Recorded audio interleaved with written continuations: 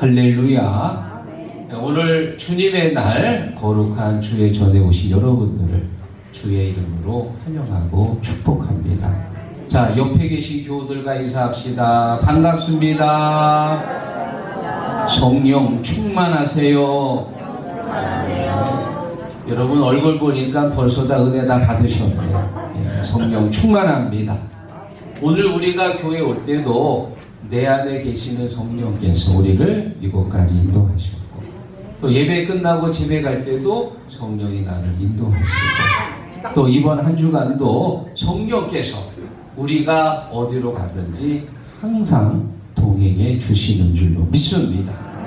어디를 가든지 겁낼 거 없네. 어디든지 예수 함께 가려네. 믿습니까? 자, 오늘 본문에 보면은 예수님께서 중풍병자를 고쳐주시는 내용입니다. 예수님이 중풍병자를 고쳐주실 때 세 가지 말씀을 하십니다. 오늘 이 말씀이 우리에게 주시는 하나님의 말씀으로 들려주시기를 바랍니다. 그래서 오늘 이 중풍병자가 치유받은 것처럼 나의 육적인 병이 치유되고 나의 마음의 상처도 치유되는 그런 놀라운 은혜가 있기를 주의 이름으로 축원합니다. 자, 예수님께서 중풍병자에게 하신 말씀 첫 번째, 작은 자야 안심하라. 2절 같이 읽어보겠습니다. 침상에 누운 중풍병자를 사람들이 데리고 오거늘 예수께서 그들의 믿음을 보시고 중풍병자에게 이르시되 안심하라. 아멘. 이 중풍병자의 이야기는 마가복음에도 나오고 누가복음에도 나오고 또 요한복음에는 38년 된 병자의 이야기로 나옵니다. 그만큼 많은 사람들이 알고 있는 그런 이야기인데요. 여러분, 수십 년 넘게 중풍병을 안아서 누워있다고 생각해 보세요. 얼마나 불편하겠습니까? 마음도 짜증날 것이고 자기 스스로 일어날 수도 없는, 사람들의 힘을 빌어야만이 일어날 수 있는 그런 처지, 굉장히 힘들겠지요. 사람의 도움이 없이는 혼자서는 아무것도 할 수 없는 사람입니다. 많은 사람들에게 신세를 지며 지금까지 살아왔습니다. 아마 저나 여러분이나 다른 사람한테 이렇게 신세 지는 것을 좋아하지 않을 거예요. 저는 다른 사람의 물건을 제가 이렇게 빌려오면은 빨리 쓰고 갖다 줘요. 남의 물건을 갖고 있는 그 자체가 굉장한 부담이에요. 세금 고지서가 나오면은 그냥 받자마자 냅니다. 이거는 국가의 돈인데 이것도 남의 돈이지. 세금도 내야 되니까 받으면 빨리 내야 돼요. 또 혹시나 이제 그런 교통 범칙금 같은 게 날라오면은 그것도 받자마자 내. 어차피 낼 건데 가지고 있으면 있을수록 그게 부담이 되는 거예요. 아마 여러분들도 비슷할 거예요. 남에게 그렇게 신세 지는 것을 좋아하지 않습니다.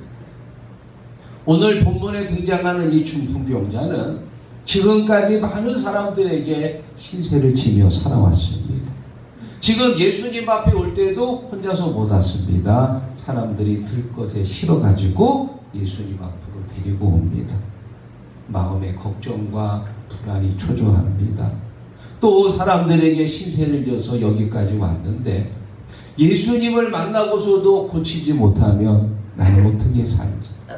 데리고 온 사람들한테 미안할 것이고 앞으로도 또 이렇게 중풍병으로 오랫동안 살아야 되는데 걱정, 근심, 마음속에 가득한 상태로 예수 앞에 온 거예요. 저는 지금 이 예수 앞에 온 중풍병자의 모습이 바로 우리의 모습은 아닐까. 지금까지 여러분들이 40년, 50년, 70년, 80년 살아오면서 평안했던 시간보다, 기쁘고 즐거웠던 시간보다 걱정하고 근심하고 아파했던 그런 시간들이 훨씬 많았을 거예요. 지난 한 주간 어땠습니까? 더웠지요? 아이고, 왜 이렇게 덥지? 8월 달이 되면 좀 시원해질까? 하고 걱정했을 거예요. 또 며칠 전에 비가 많이 왔을 때는 왜 그렇게 비가 많이 오지? 좀 비가 좀 오지 말아야 될 텐데. 뜨겁고 더울 때에는 이제는 좀 비가 좀 왔으면 좋겠는데.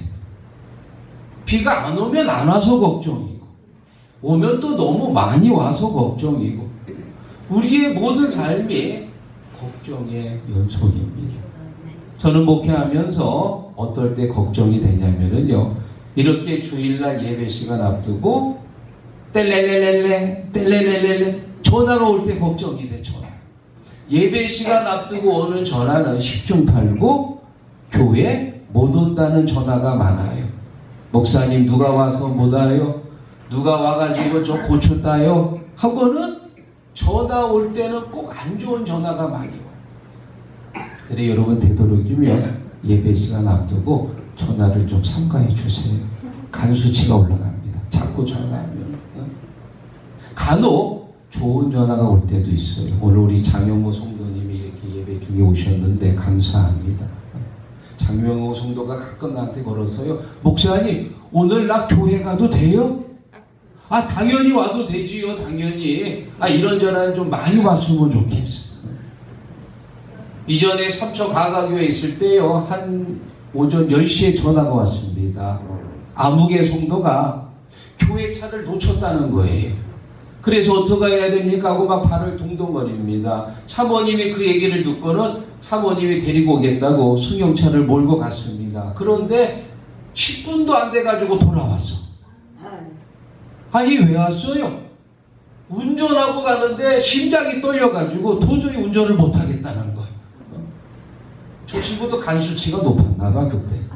그래가지고 갔다가 그냥 중간에 돌아왔어요. 그래 제가 예배 시간 앞두고 거의 한 5분 앞두고 모시고 왔는데, 여러분 되도록이면 예배 시간 앞두고는 전화를 걸어주지 말아 주십시오. 이것도 그러고 보니까 목회하면서 직업병이에요. 우리가 예수님을 마음에 모시고 믿음으로 살지만 그럼에도 불구하고 이 안에 걱정과 불안이 많이 있습니다. 그럴 때 주님께서 우리에게 말씀하십니다. 작은 자야 안심하라. 할렐루야. 주님께서 우리에게 이 시간 하시는 첫 번째 말씀, 안심하라. 이 안심하라는 말에 헬러 원어가 있습니다. 다르세요. 이 다르세요라고 하는 헬러 원어인데 뜻이 뭐냐? 용기를 가지라. 두려워 말라. 내가 너와 함께 하고 있다. 놀라지 말라. 나는 내 하나님. 내가 너를 굳세게 하리라. 참으로 너를 도와주리라. 참으로 나의 의로운 오른손으로 너를 붙들리라. 할렐루야. 다르세요. 용기를 내라. 용기. 두려워 말라 그 말입니다. 이 안심하라고 하는 단어가 마태복음에 3번이 등장하는데 1절 이하에 나온 중풍병자에게 말씀하실 때 안심하라. 9장 후반부에 보면은 12회를 혈루증으로 앓는 여인이 등장합니다. 여러분 12년 동안 피가 멈추지 않은 혈루증을 앓았습니다. 직장생활 못하지요. 이웃들하고 같이 지내지도 못하고 담을 쌓고 혼자 지내야 했던 여인입니다.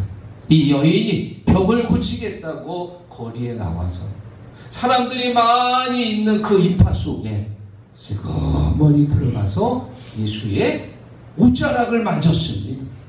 그때 자기 몸에 하나님의 영적인 능력이 들어오면서 몸에 흘렀던 병이 그쳤더라. 할렐루야. 두렵고 떨리는 마음이었습니다. 그때 예수님께서 이 여인에게 말씀하십니다. 예수께서 돌이켜 그를 보시며 이르시되 내 믿음이 너를 구원하였다 하시니 여자가 그 즉시 구원을 받으리라. 따라 안심.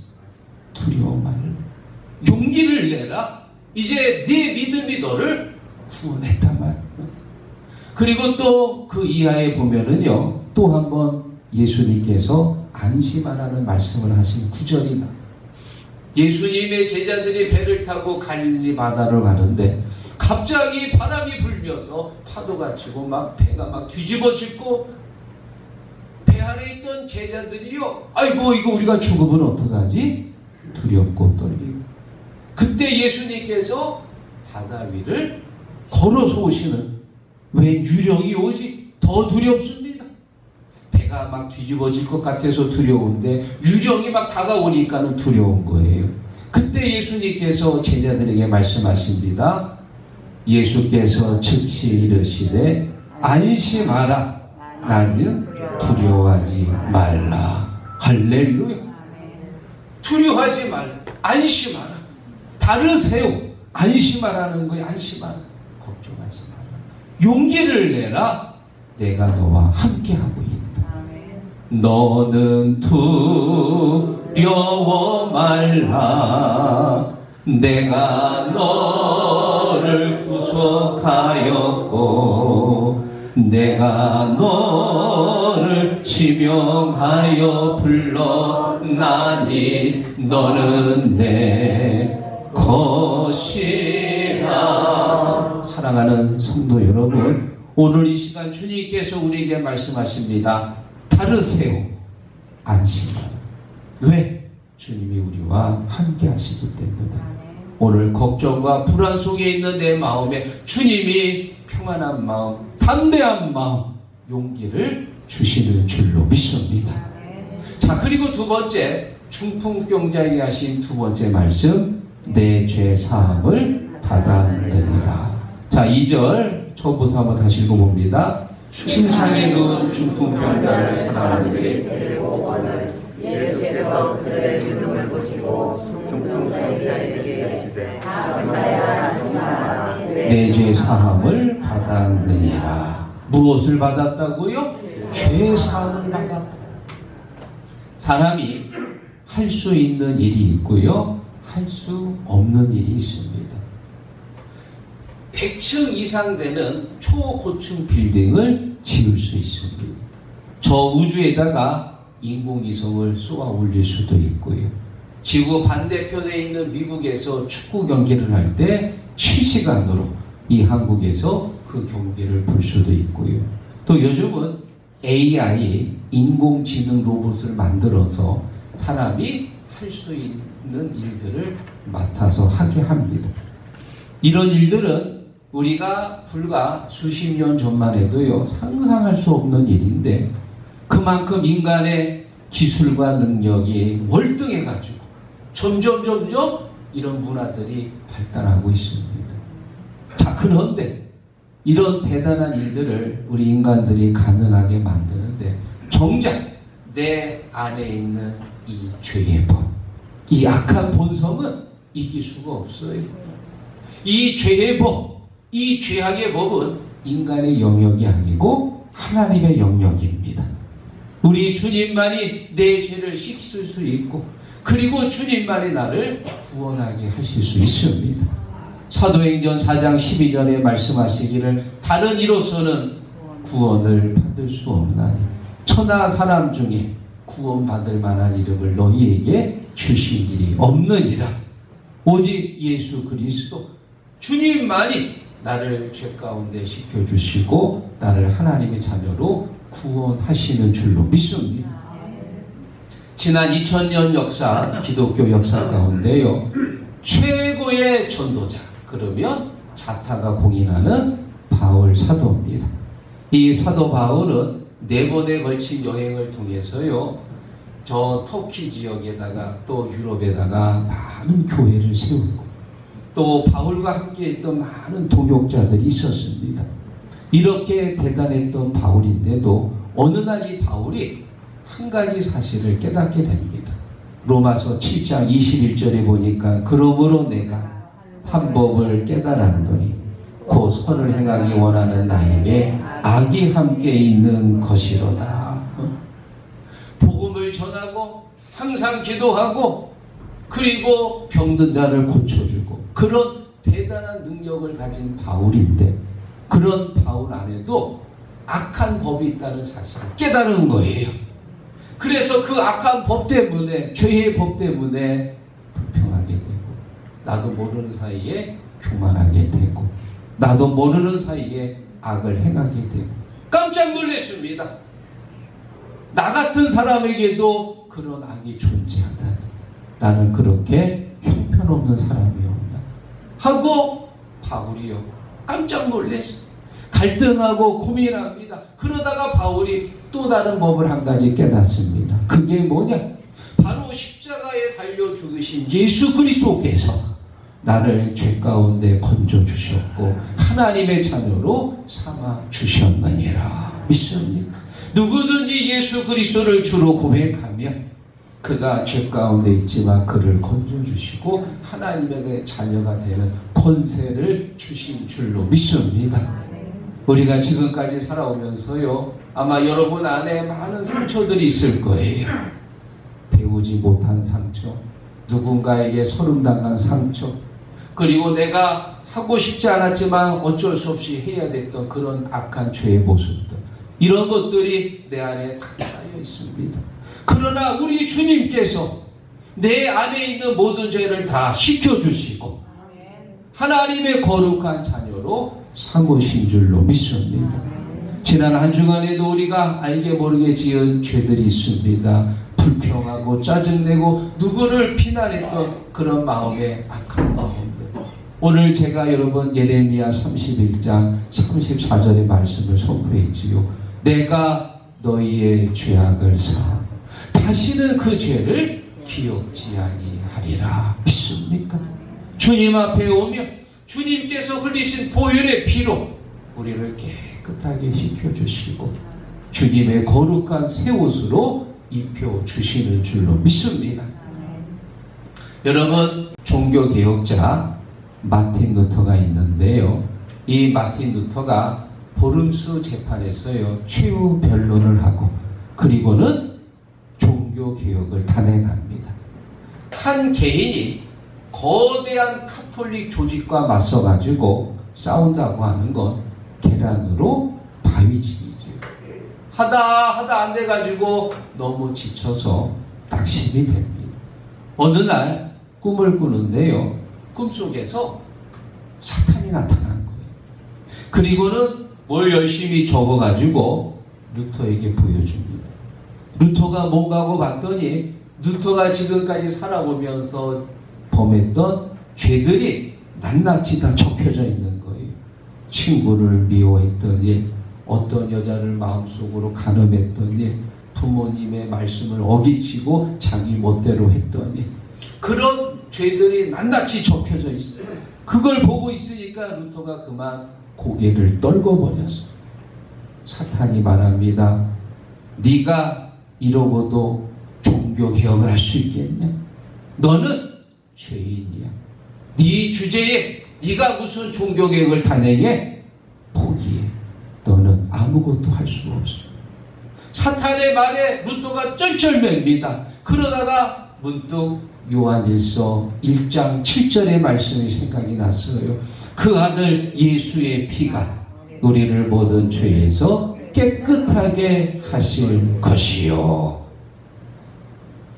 순간 루터의 마음에 담대한 마음이 생겼습니다.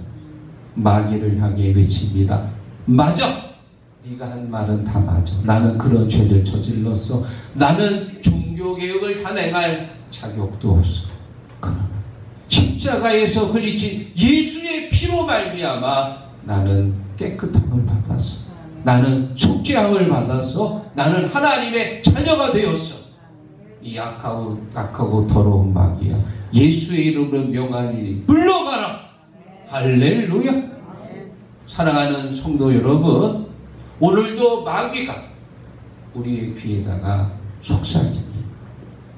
네가 그러고도 집사라고? 너 집사 될 자격 없어. 네가 할 일이 뭐가 있어? 네가 속장이라고? 웃기고 있네. 너 아무것도 아니거든. 우리의 귀에 대고요 속삭입니다. 그럴 때마다 이렇게 외치십시오. 맞아. 나 죄인 맞아. 그런 몹쓸죄를 저질렀어.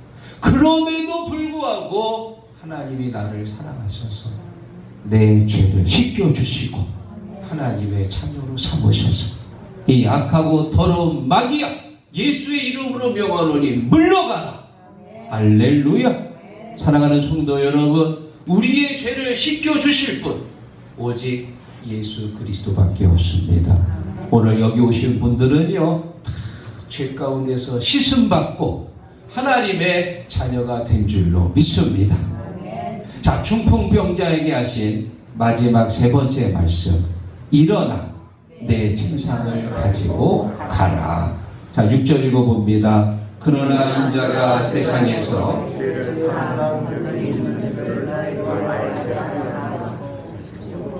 말씀하시되 일어나 내 침상을 가지고 집으로 가라 하시니 아멘. 여러분, 중풍병자가 예수님 할 때 올 때 어떻게 왔습니까? 들것에 힐려서 왔지. 갈 때는 어떻게 갔을까요? 걸어서 갔습니다. 걸어서. 중풍병을 알았을 때 소망은 없었습니다. 주변의 가족들, 아는 사람들도 다 절망 가운데 있었습니다. 그런데 예수께서 중풍병자의 병을 고쳐주셨습니다. 다른 사람은 고칠 수 없었습니다. 이 중풍병자의 문제를 해결하지 못해서. 그런데 예수 앞에 왔을 때 예수가 고쳐주신 거예요. 지금 여러분들은 어떤 문제를 가지고 있습니까? 건강에 문제가 있습니까? 자녀의 문제가 있습니까? 직장에 문제가 있습니까? 어떤 문제가 갖고 있을지라도 예수가 그 문제의 해답이에요. 왜냐? 주님이 우리를 만드셨고 우리의 삶을 주관하십니다. 나보다 나를 더 잘 아시기 때문에 내 모든 인생을 주님께 맡기면 주님이 해결하시는 거예요. 시편 잠언서 16장 3절 너의 행사를 여호와께 맡기라. 그리하면 네가 경영하는 것이 이루어지리라. 믿습니까? 여러분, 모든 일에는 전문가가 있습니다. 그 일에 대해서 아주 잘 아는 그런 사람, 최고의 달인이 바로 전문가지요. 무슨 문제가 터졌을 때 전문가에게 맡기는 거하고 비전문가에게 맡기는 거하고 결과가 다르게 나타나지요. 전에 서울에 있는 어떤 요양병원에서 있었던 일이에요. 80대 어르신이 갑자기 밤에 응급 상황이 생겼는데 어떻게 대처를 잘 못해가지고 대학병원으로 보냈는데 한 20일 있다가 사망을 하셨습니다. 그때 이 유가족이 검찰에다가 요양병원을 고소했어요. 고소한 내용을 보니까 고소할 만한 그런 합당한 이유가 있더라고. 그날 그 당직 의사가 그 할머니를 주치했던 담당 의사가 아니고 다른 병원에 있던 레지던트 의사가 와가지고 아마 이제 주말 알바식으로 일을 했나 봐요. 만약에 그날 그 당직 의사가 그 할머니를 주치했던 그런 담당 의사였다면 그런 응급 상황에서 아마도 잘 대처해가지고 이 할머니가 돌아가시지 않고 살 수 있을 확률이 있었을 텐데, 그런데 이 할머니에 대해서 잘 모르지. 그날 와가지고 그분을 어떻게 알 수 있겠어요? 그래 응급 상황을 대처하지 못해서 결국은 이제 사망에 이르게 됩니다. 사랑하는 성도 여러분, 나를 가장 잘 아는 분이 누굴까요? 바로 주님이십니다. 주님이 바로 내 삶의 영적 담당 의사예요. 나를 가장 잘 알고 나에 대해서 모든 걸 아시기 때문에 내 문제를 주님 앞에 맡길 때 주님께서 가장 좋을 때 가장 좋은 방법으로 그 문제를 해결해 주시는 줄로 믿습니다. 그래서 우리가 주님 앞에 나오는 것, 아버지 하나님, 내 문제 주님 앞에 드립니다. 주여 해결해 주옵소서. 오늘 말씀을 정리하면서요, 한 가지 예화를 말씀을 드립니다. 미국 포드 자동차 공장에 거대한 발전기가 있습니다. 이 발전기는 그 공장에 있는 모든 동력을 전달해주는 가장 중요한 발전기입니다. 그래서요, 아주 웬만해서는 고장나지 않도록 아주 튼튼하고 견고하게 만들었습니다. 자, 그런데 어느 날 갑자기 이 발전기가 멈춰버렸어요. 그러니까는 공장 전체가 멈춘 거예요. 그래 공장 안에 있는 기술자들이 다 모여가지고 이 발전기를 이제 고쳐보는데 아무리 해도 고칠 수가 없어. 그래가지고 그 미국에서 제일 뛰어난 전문가, 최고의 기술자를 빨리 모셔와가지고 이제 이 발전기를 고치는데, 글쎄 이 사람은 망치를 하나 들고는 톡톡톡톡톡톡 여기저기 이제 건드려 보는 거예요. 그리고는 어떻게 하다 보니까 글쎄 그렇게 고장났던 그 발전기가 다시 돌아가는 거예요. 아유, 역시 전문가는 달라, 전문가. 그리고 며칠 후에 청구서가 날라왔습니다. 청구서 1억. 하나도 안 놀라시네요. 그래 이 포드 사장이 보고는 야 이거 뭐 어떻게 한 것도 없는 것 같은데 너무 비싼 거예요. 그래가지고 반송을 시키면서 메시지에다가 아니 뭐 망치 몇 번 들이고 왔다 갔다 어떻게 하더니 1억이라고 그러면 이거 너무 비싼 거 아닙니까? 하고 메시지를 보냈어요. 며칠 후에 청구 내역이 왔습니다. 망치 두드리며 일한 값 10,000원. 어디를 두드려야 할지 알아낸 값 9,999만원. 사랑하는 성도 여러분, 인생에 문제가 생겼다고 아무데나 두들길 수 있나요? 머리 아파서 왔는데 발가락 보면은 머리 아픈 거 알 수 있나요? 내 인생에 문제 있어서 가장 중요한 문제, 어디가 아픈지, 무엇이 아픈지를 알아내는 게 그게 우리 주님이 하실 수 있는 일이에요. 믿습니까? 나를 가장 잘 아시는 나의 영적 담당 의사가 누구냐? 바로 주님이세요. 여러분 무엇 때문에 걱정하고 무엇 때문에 소화가 안 됩니까? 자식 때문인가요?